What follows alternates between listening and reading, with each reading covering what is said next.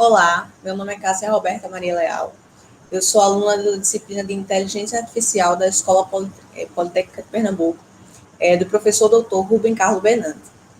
Hoje eu vou falar um pouco sobre redes neurais, né, artificiais auto-organizáveis, e conhecidamente a gente chama de redes neurais de Cohn, né, redes de Cohn. Então vamos entender um pouco sobre isso.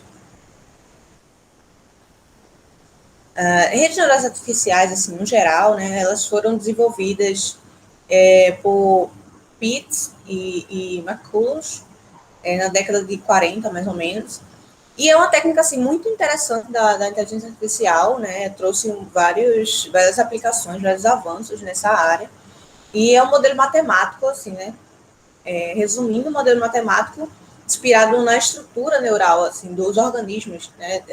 Inteligentes, né? Dos seres humanos e animais mais inteligentes, assim, né?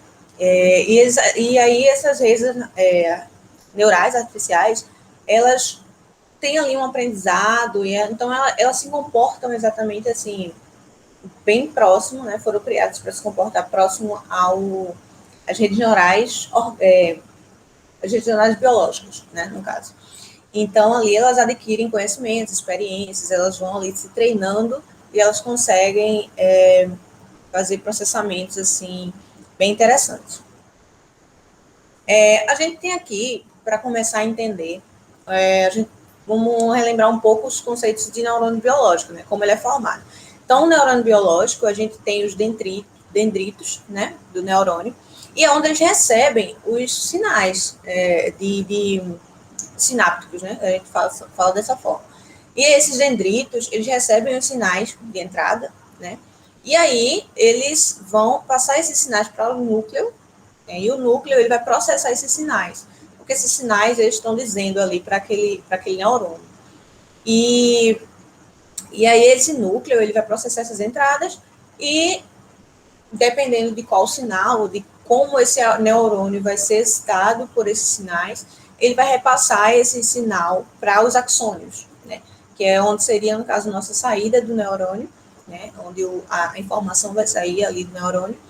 E ali ele vai ser propagado para outros neurônios que estejam conectados àquela saída. Então, os neurônios são uns conectados com saídas de outros neurônios. Então, essa informação vai sendo passada, esses sinais sinápticos vão sendo passados aí pelos neurônios. De forma bem semelhante, né, foi construída a neurônio artificial, de forma que esse neurônio artificial também possui suas entradas, né, aqui nessa imagem a gente está tratando suas entradas, que seriam os dendritos do neurônio biológico, como as entradas X1, X2, XN, né, pode ser várias entradas. E aí nós temos, e aí também nós vamos ter um núcleo, né, seria no caso onde a gente vai processar essas entradas, o que é que essas entradas estão me dizendo. E aí cada entrada dessa, ela vai receber um sinal, um peso sináptico. O que seria esse peso sináptico? Então, se eu tenho uma entrada, e essa entrada tem um peso sináptico, esse peso sináptico ele me mostra, basicamente, ali a força daquela conexão, a força daquela entrada. Então, cada entrada vai ter como se fosse uma força diferente sináptica, e aí esse peso, ele me retorna isso. Então, vai ter ali esses dois juntos como processados dentro do núcleo do nosso neurônio artificial. E aí o núcleo ele vai fazer um somatório, né, do produto dessas entradas com os seus pesos sinápticos, e ali ele vai dar um potencial de ativação. Então, ali ele vai determinar se aquele neurônio vai ser ativado ou não, de acordo com a informação do processamento que ele realizou ali. E se o potencial desse potencial que ele for calculado, né, o potencial de ativação, ele ultrapassar um certo limite, que é o limite onde a gente ativa o neurônio, né? Então, esse limite a gente chama de threshold, né? Um nomezinho que a gente dá a esse limite. Se esse limite, esse threshold for ultrapassado, então o neurônio vai ser ativado e a informação, ele vai ser conectado ao próximo neurônio, a informação vai ser passada por ele. E a saída do neurônio, da mesma forma como o biológico, vai se tornar a entrada do próximo neurônio, que vai processar novamente as informações e assim por diante. Temos aqui como características principais das redes neurais, a gente tem estrutura, a gente tem os neurônios, né, que são a nossa estrutura base ali das redes neurais. Então, a gente pode ter diversos neurônios numa rede. Isso aí depende muito do problema que a gente está tratando, do que a gente quer que essa rede faça, né, que produza. E esses neurônios, eles vão processar, né, como a gente viu, as entradas e dar as saídas, e aí vai ser uma construção das redes. Temos as arquiteturas, que é justamente para fazer essa ligação desses neurônios, criar ali uma otimização para você, uma organização ali ótima para você resolver seu problema, né? E daí o neurônio pode ser organizado de várias formas dentro dessas arquiteturas. Existem várias e várias arquiteturas, e hoje aqui a gente vai ver uma específica, né? Que é o Corrone. Mas existem várias arquiteturas de redes neurais. E temos também algoritmos de aprendizado. Então, a nossa arquitetura, nossa rede neural, ela é feita para ela ter um aprendizado, ela é muito aplicada no aprendizado de alguma coisa. Então, eu tenho um problema ali que eu quero solucionar e eu faço essa rede aprender e ela vai fazer determinadas ações. Então, ela está sempre ali aprendendo. Então, a gente tem alguns algoritmos de aprendizado, né? E aí, esse algoritmo faz essas redes aprenderem e funcionarem de forma melhor possível. Assim, ela vai otimizando cada vez mais a funcionalidade dessa rede. O aprendizado hebbiano, né, é mais ou menos como a gente se baseia aqui para usar as redes neurais, né, e os neurônios. O aprendizado hebbiano, ele diz que se dois neurônios de uma sinapse são ativos simultaneamente, então a força dessa sinapse é aumentada, né? Então, é bem claro aí o que afirma Hebb, né, nesse aprendizado hebbiano. E o ponto 2 é que se dois neurônios de uma sinapse são ativados assincronamente, então a sinapse é enfraquecida ou eliminada. Então, ele fala muito sobre a conexão dos dois neurônios, né? As forças sinápticas, o que elas fazem acontecer ali dentro daquela rede. As arquiteturas assim, mais importantes que a gente tem em RNAs, e aí a gente vai ter várias arquiteturas, como eu falei, né? Existem inúmeras, mas existem algumas categorias macros, e aí algumas delas são essas aqui. E a gente tem algumas redes que são redes feed-forward, né? Que elas se conectam com outras camadas. Então, existe uma camada de entrada, existe uma camada de saída, e podem acontecer, né? Existem redes que não tem, só tem essas camadas de entrada e saída, mas algumas redes, elas têm camadas intermediárias. Então, ali, redes feed-forward, elas conectam-se uma entradas com as saídas das outras. Então, camadas conectadas por camadas. E o caminho é único, né? O caminho da entrada para a saída. Ela não possui um caminho contrário, assim, ela sempre vai para uma direção só. As redes neurais recorrentes são redes mais, assim, parecidas com o nosso processamento biológico, né? Elas modelam dados em sequência e ela tem ciclos de direcionamento do seu garfo de conexões. Então, dentro dela, ela tem ciclos. Então, ela pode ir otimizando muito melhor seus processamentos ali dentro daquela rede, né? E as redes neurais conectadas simetricamente, né, que são outro exemplo de RNAs, são quase como redes recorrentes, mas elas têm as conexões simétricas. Então, ela tem menos peso ali nas direções que ela está seguindo. Então, ela é um pouco menos bagunçada, digamos, vamos pensar assim dessa forma. E aí são algumas das mais importantes redes neurais. A gente chega aqui nesse ponto que ele foi um matemático, eu acredito. Corrone, ele foi um cientista e um desenvolvedor da rede neural, né? Ele considera tipo um rede neural um algoritmo simples, assim, o que ele desenvolveu, né, que são os mapas de Corrone, a gente chama dessa forma, mapas de Corrone, e aí ele criou um algoritmo que é um mapa auto-organizado. Ele é uma arquitetura ali, é um mapa auto-organizado. Então, como é que, no caso, seria aplicado isso? Então, Corrone desenvolveu tipo de rede, né? E essa rede de Conrone, ela consegue organizar, assim, dimensionalmente, os dados em clusters, ou em grupos, né? Ele agrupa dados e, dessa forma, ele otimiza alguns processamentos. Os dados não ficam muito bagunçados, ele meio que organiza ali, né? Como o próprio nome diz, né? Mapa auto-organizado. A própria rede organiza os dados e consegue ali dar uma visibilidade melhor de quem está analisando aqueles dados. Essa ideia da organização, né, da rede, né, dos dados da rede, ela vem muito do lado biológico, assim, da inteligência, sabe, assim, do funcionamento do cérebro humano. Então, é como organizar em áreas, né, como o cérebro humano é organizado em áreas, assim, da mesma forma é a mapa de Conrone, organizado em áreas que possuem funções específicas. Então, nessa imagem que está aí na tela, cada cor dessa, vamos pensar dessa forma, cada cor desse cérebro, ele tem uma função específica. Então, todos os dados que estão naquele cérebro, que tem aquelas funções ali em verde, por exemplo, elas vão estar naquela área. Então, o nosso cérebro ele organiza áreas específicas para cada ação e cada processamento no nosso cérebro. E da mesma forma, os mapas de Conrone funcionam, né, da forma a organizar os dados ali.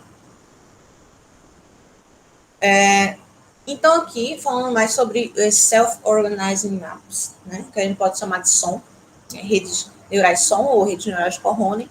A gente tem o modelo Feed-Forward, né, e ele é um modelo que ele vai dar entrada para a saída, né, um caminho único, e aprendizado não supervisionado, né, assim como o cérebro humano, como se baseia muito nesse processamento do cérebro humano, o aprendizado não é supervisionado, então não precisa de alguém ali fazendo esse aprendizado acontecer, né, medindo se aquele aprendizado está certo ou não. Então a rede consegue aprender sozinha, ela não precisa supervisionar ela para que ela funcione de forma ótima. Então ela consegue ali aprender e isso é bem interessante, assim, é um lado da inteligência artificial bem interessante, que é fazer os algoritmos aprenderem por si só, né? Então, e a gente também tem as redes de Conrone baseadas no aprendizado do cérebro humano, né, como a gente viu, neurônios auto-organizáveis e que se agrupam, né, entre semelhantes. Então, como eu tinha... Resume tudo o que eu tinha explicado anteriormente. Né? Então, tem toda essa organização dos mapas dos neurônios e o aprendizado não supervisionado. E também tem uma topologia de camada simples. Né? Normalmente é unidimensional ou bidimensional. São as entradas e as saídas. Assim. Os neurônios têm conexão entre todos os vetores de entrada, então todos os neurônios da rede estão conectados com as entradas, né? E eles são baseados em aprendizado competitivo, né, que a gente vai ver mais adiante, que é um aprendizado em que a gente tem um neurônio vencedor, que é um neurônio ali vencedor dentro daquela rede de neurônios. Aqui a gente tem mais ou menos uma visualização, né, uma representação de como é feito esse mapa, como é organizado esse mapa de Conrone, nessa rede SOM. Então, a gente tem as camadas de entrada, né? O X, X1, X2, Xn são as entradas, e as saídas, elas são organizadas, né? De forma que as semelhantes fiquem juntas, né? Aqui ela tem uma organização específica, né? Não fica uma área apenas, ela tá um pouco, mas sempre as azuis mais escuras estão perto das azuis escuras, as laranjas estão perto das laranjas, então esses círculos aí que estão aí coloridos estão organizados. Então é assim que a rede se organiza ali. Essas redes, elas têm um processo competitivo. O que seria isso? Então, assim, a gente vai ter o cálculo de um neurônio vencedor. Como eu falei, são baseados nesse processo competitivo. Então, a gente vai ter que medir o neurônio vencedor. O que seria esse neurônio vencedor? É o neurônio que tem a menor distância entre o estímulo, onde tiver o maior estímulo ali na rede, o maior sinal sináptico, né, o maior estímulo, o neurônio que estiver mais próximo desse estímulo, ele vai ser o neurônio vencedor. E a gente calcula isso da mesma forma que a gente calcula a distância entre dois pontos, né? Então, a gente calcula a distância entre os neurônios, né? Todos eles, e o estímulo. Então, o que tiver a distância menor, a gente vai considerar o neurônio vencedor. E aí tem um processo competitivo de quem seria esse neurônio. Então, vai ter uma busca ali, um processo, né, uma competitividade de quem vai ser esse neurônio vencedor. E essa imagem é a imagem que ilustra como a gente formula, né, a distância euclidiana, que é como a gente calcula a distância entre esse neurônio e os estímulos. A gente tem um processo cooperativo também, né, que a vizinhança, a gente chama também de vizinhança topológica, perdão, vizinhança topológica. E esse processo cooperativo, ele gera um ajuste dos pesos, tá? Neurônios, assim, dos pesos da região ao redor do neurônio vencedor. Então, a gente vai ter ali um neurônio vencedor, vai ser encontrado, e ali a gente vai ter uma reação em relação a isso, né? Então, o neurônio que está ativado, ele tende a excitar mais os neurônios em sua vizinhança. É por isso que a gente vai ter essas ações aí ao redor do neurônio vencedor. Então, a gente tem essa fórmulazinha, que é como a gente calcula, né, esse parâmetro da vizinhança topológica.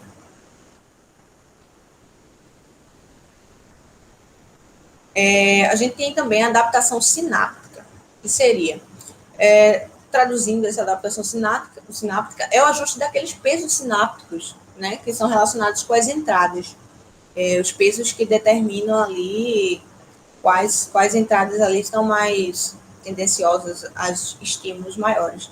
Então, o ajuste desses pesos, a gente chama de adaptação sináptica, e para uma rede auto-organizável, né, a gente precisa ajustar esses pesos para que a rede consiga aprender de forma melhor. Então, a gente tem que estar sempre atualizando esses pesos a cada vez que a gente fizer a rede aprender. Então, existe ali um aprendizado, e a cada aprendizado a gente vai atualizando os pesos e vai ajustando e otimizando ali o trabalho da rede. E aí, essa fórmula, que é uma equação de ajuste dos pesos, né, ela possui um decaimento de aprendizado, né, assim como nós humanos. No início da nossa vida, né, o nosso cérebro ele possui uma taxa de aprendizado alta, e depois a gente começa a perder um pouco essa habilidade de aprendizado, né? Não perde totalmente, mas a gente perde um pouco e fica cada vez mais difícil, digamos assim, de aprender.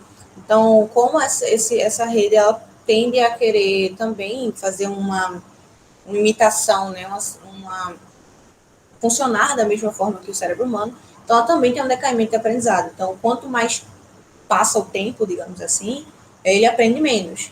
Ele vai se otimizando quanto pode até ele não conseguir aprender tanto quanto no início. Então, a gente faz esse ajuste justamente por isso.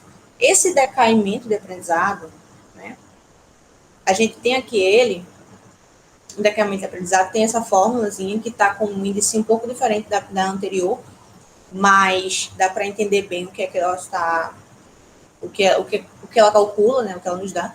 Então, a gente também chama de fator de aprendizado, e do jeito que acontece nas redes biológicas, né, então a gente tem esse decaimento, e assim a gente consegue fazer uma simulação mais próxima do funcionamento do cérebro humano. Então, sua rede neural, ela vai ter um aprendizado gigante no início das suas interações, dos seus aprendizados, e depois ela começa a decair e formar suas soluções e seu aprendizado ali firme, assim como é dado com os seres humanos.